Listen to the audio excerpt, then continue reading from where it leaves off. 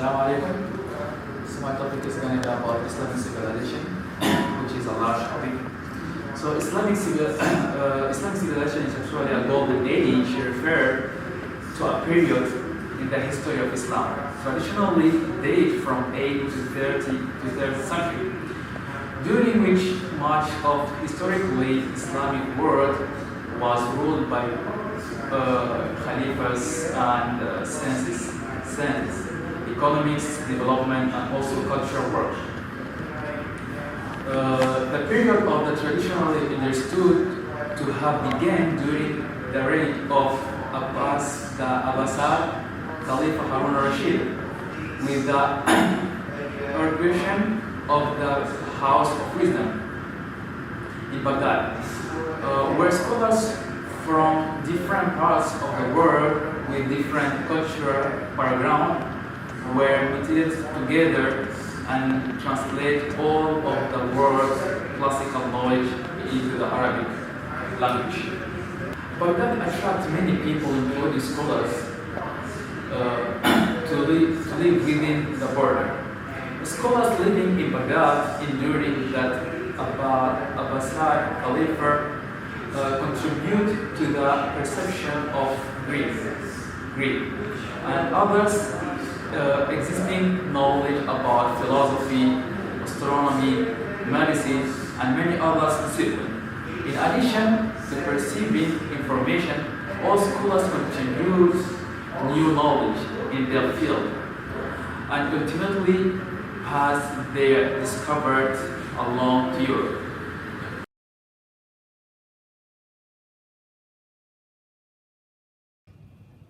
Assalamualaikum warahmatullahi wabarakatuh. And my name is Muhammad bin Muhammad, and today I will be explaining a bit about ancient Roman civilization. As legend has it, Rome was founded by Romulus and Remus. They are both twin children of the god of war, Mars. Romulus became the first king of Rome after he killed his own brother, and the name of Rome was taken after his own name, Romulus. Thus, the monarch era of Rome civilization began. The first systematic law was established in 450 BC that contains several rules such as property rights, civil rights, and other legal procedure. Political power was dominated by rich plebeian families and members of patricians. Two famous figures in this civilization, as I am sure that you all know these two names. The first one is Gracious Julius Caesar and Caesar Augustus. And then the Romans started to expand their power by involving in several wars. And to gain more power, three series of Punic wars won by the Roman Empire to conquer the northern Africa and western Mediterranean. After that, they defeated King Philip V of Macedonia to spread their influence in eastern part of the world through a battle they fought called Macedonian Wars. Unfortunately, this great civilization finally came to the end because of several factors, and one of it is the betrayal and assassination of emperors by their own ministers. All of the emperors received the same horrible death, which is they were assassinated, and the monarchy ended in 509 BC. The seventh king, Lucius Tarquinius Superbus, was ruling the Rome at that time. This got heated with the news of rape case by the king's son. It was said that a noble woman named Lucretia. After that, monarch system of Rome turned to republic. That's all for Roman civilization. Thank you.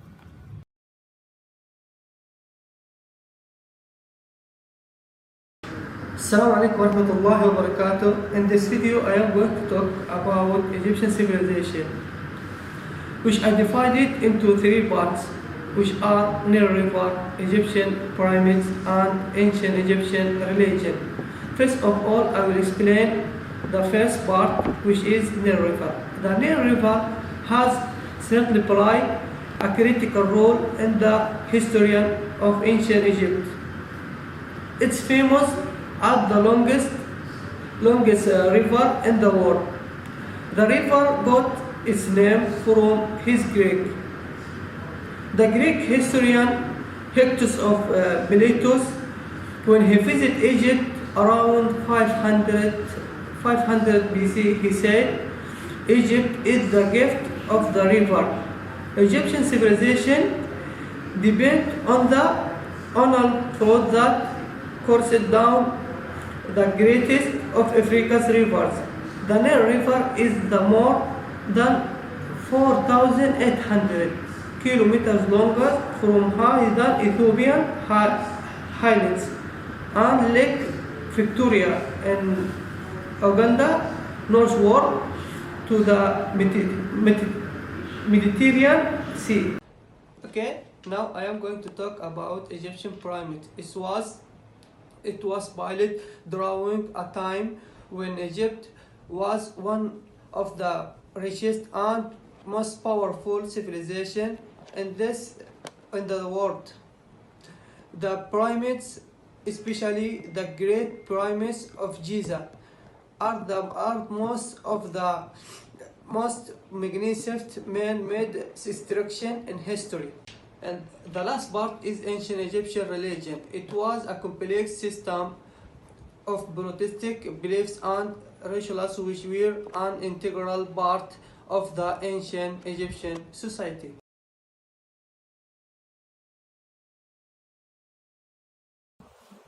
Assalamu alaikum warahmatullahi wabarakatuh. Today I'm going to talk about Greek civilization, which had so important role in the ancient eras. So let's start with the Trojan War. The story of the Trojan War, the Bronze Age conflict between the kingdoms of Troy and Mycenaean Greece, straddles the history and mythology of ancient Greece and inspired the greatest writers of antiquity, from Homer, Herodotus, and Sophocles to Virgil.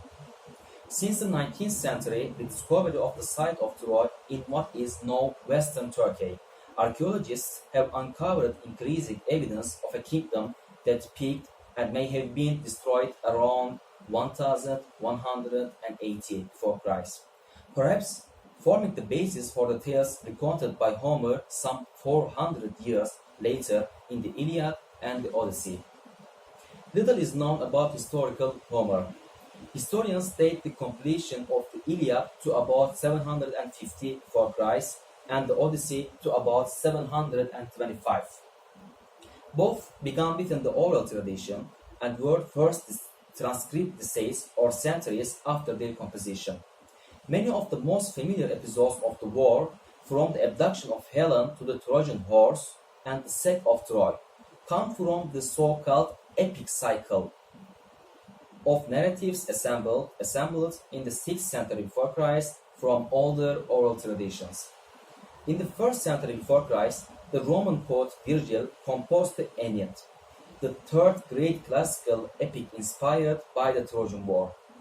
It follows a group of Trojans led by the hero Aeneas, who leave their destroyed city to travel to Carthage before founding the city of Rome.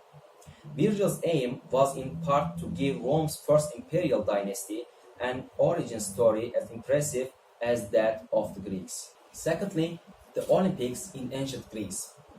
The Olympic Games, which originated in ancient Greece as many as 3,000 years ago, were revived in the late 19th century and have become the world's preeminent sporting competition.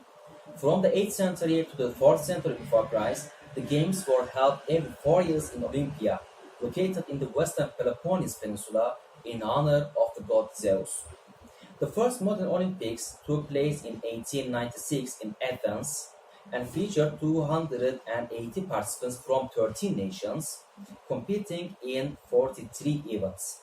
Since 1994, the Summer and Winter Olympic Games have been held separately and have alternated every 2 years. The first written records of the ancient Olympic Games date to 776 before Christ, when a cook named Corybus won the only event, a 192-meter foot race called the State, the origin of the modern stadium, to become the first Olympic champion. However, it is generally believed that the games had been going on for many years by that time. Legend has it that Heracles, the Roman Hercules, son of Zeus and mortal woman Alcmene, founded the games, which by the end of 6th century before Christ had become the most famous of all Greek sporting festivals. The ancient Olympics were held every 4 years between August 6th and September 19th, during a religious festival honoring Zeus. The games were named for their location at Olympia, a sacred site located near the western coast of the Peloponnese Peninsula in southern Greece. Their influence was so great that ancient historians began to measure time by the 4-year increments in between Olympic Games, which were known as Olympiads. Lastly, Alexander the Great. Alexander the Great was an ancient Macedonian ruler and one of history's greatest military minds who, as king of Macedonia and Persia, established the largest empire the ancient world had ever seen.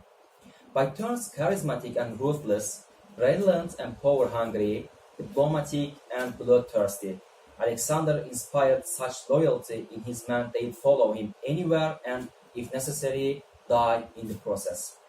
Though Alexander the Great died before realizing his dream of uniting a new realm, his influence on Greek and Asian culture grew so profound it inspired a new historical epoch, the Hellenistic period. Alexander was acknowledged as a military genius who always led by example, although his belief in his own indestructibility meant he was often reckless with his own life and those of his soldiers. The fact that his army only refused to follow him once in 13 years of a reign during which there was constant fighting indicates the loyalty he inspired. He died of a fever in Babylon, June 323 before Christ.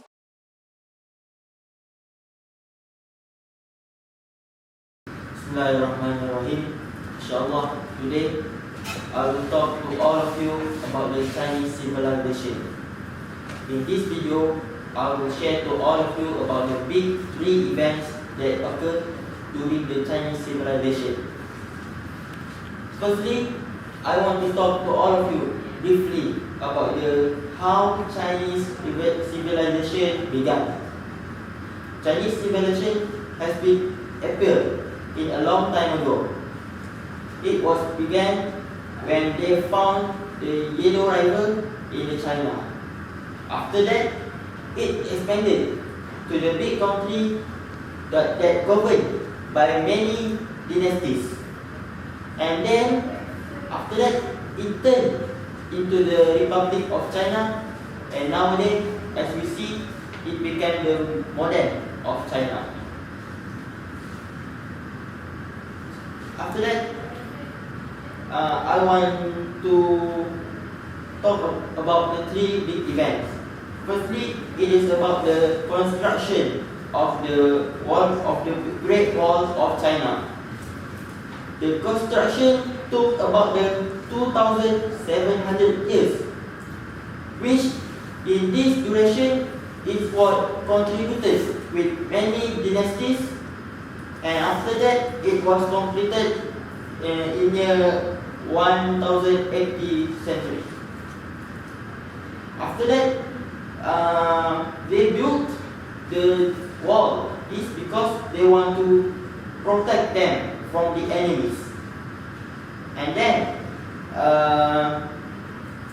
there are the building we see today. It is just half of the Great Wall of China. It was being built by the Ming dynasties about 600 years ago. So that we see the Great Wall of China nowadays. After that, I want to share to all of you about the second event. It is about the establishment of the Republic of China. The revolution that to make the China become the republic government it took big effect to China, which turned China from the government of dynasties become the Republic of China. And it became through the revolution. The last dynasties is the Qing dynasties, was ruled by the revolution. That time, his name is Yun Yat-sen, through the Xinhai revolution. After that, it became the Republic of China. And nowadays, it's celebrated in 10 October all years since that day. And after that, thirdly, and for the finally, about the event, the war that occurred after the establishment of the Republic of China. It is war that occurred between the Republic of China and Empire of Japan. It happened between 7 July 1937 until 2 September 1945. The war was between the China only one, and the Japan was united, allied with the USA and Soviet Union. Finally, the battle won by China when Japan's home island being counter-attacked by Allies, and it is brought to the surrender of Japan. So that I want to share to all of you. I hope it will benefit to all of you to know about the Chinese civilization. Thank you.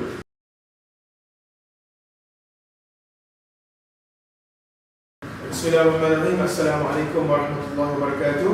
Inshallah, I am Wan Amirul Aiman, Wan Alias, and I'm going to share with you three major events that occurred during the Mesopotamian civilization. Number one, the creation of Mesopotamian astronomy, which was dated between 3900 before century and it was discovered until 3100 before century.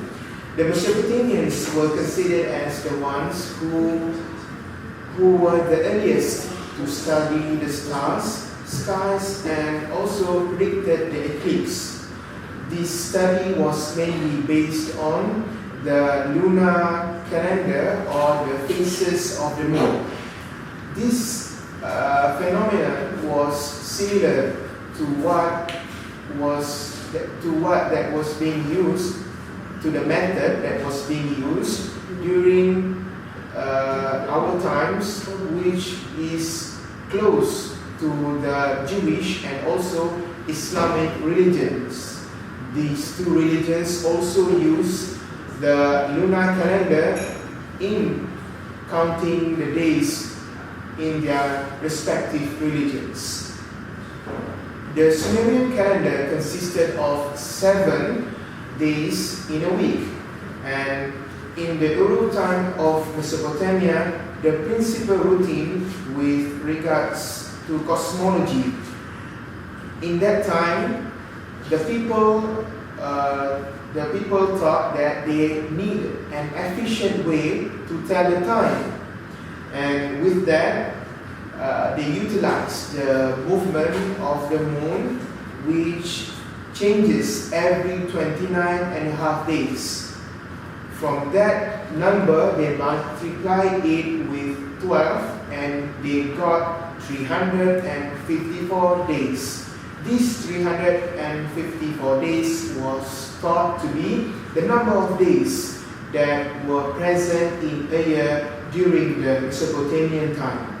The Mesopotamians used this discovery mainly as to use it in determining the planting and harvesting of crops. They also used their calendar to study the movement of planets, which later led on to the establishment of a new source of knowledge that was astrology. These findings were used in predictions about the floods and also fortunes, not forgetting the fate of nations. Their findings today contributed to today's constellation or horoscopes, which we can find mainly named Aquarius, Scorpio, Leo, and so on. The second major event is the first written language, which is developed in Mesopotamia in 2500 before century. The Sumerian discovered the world's earliest writing system. It went on and developed through years and years of development, which was approximately 1000 years. Development from pictography, which was based on pictures, moving on to ideograms, which were mainly signs, and its final form, the cuneiform, which consists of symbols and labels. Symbols were initially carved pictures on stone, which was mainly used by their priests to standardize schematic pictures and to preserve records of temple property and also business transactions. Writing proved to influence all sorts of daily life,